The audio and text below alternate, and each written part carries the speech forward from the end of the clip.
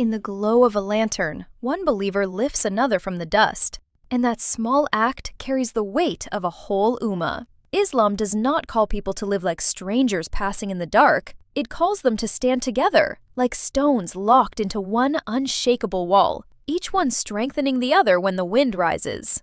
The Prophet taught that a believer should love for his brother what he loves for himself. That is not a slogan. It is a test of the heart. If you crave mercy, then offer mercy. If you seek ease, then wish ease for others. If you ask Allah for guidance, forgiveness, and Jannah, then your heart should tremble for your brothers and sisters with the same hope.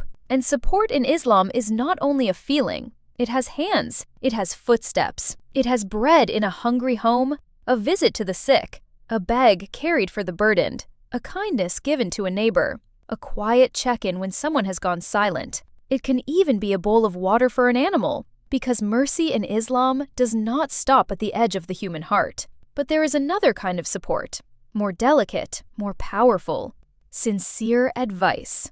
Not humiliation, not arrogance, not the cold pleasure of pointing out faults. Real advice is gentle, wise, and honest. It pulls a soul back from the edge without breaking it. It reminds a believer of patience, truth, prayer, and righteousness when the world tries to pull them elsewhere.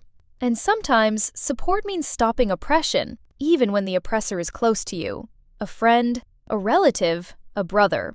Islam does not ask you to protect zulm. It asks you to protect people from it, even if the one being corrected is the person you love. That is a rare mercy. To care so much about someone's akira that you refuse to leave them in wrongdoing.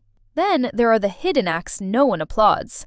A duaa made in secret, a name lifted in prayer while no one is listening, a request to Allah to ease a pain, forgive a sin, open a door. These are the kinds of gifts that never make noise, but they reach the heavens. Even the smallest gestures matter. A smile, a salam, a warm voice, a message at the right time, a meal shared, a ride offered, a reminder to pray when someone is fading. These little mercies gather like rain, and together they soften a hard world.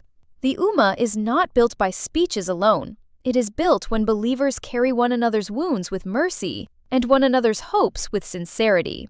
Be the one who lightens the load. Be the one who brings relief, not heaviness. For a faith that does not lift others has not yet learned how to stand itself. The strongest hearts are not the ones that stand alone. They are the ones that know how to hold another heart without letting it fall.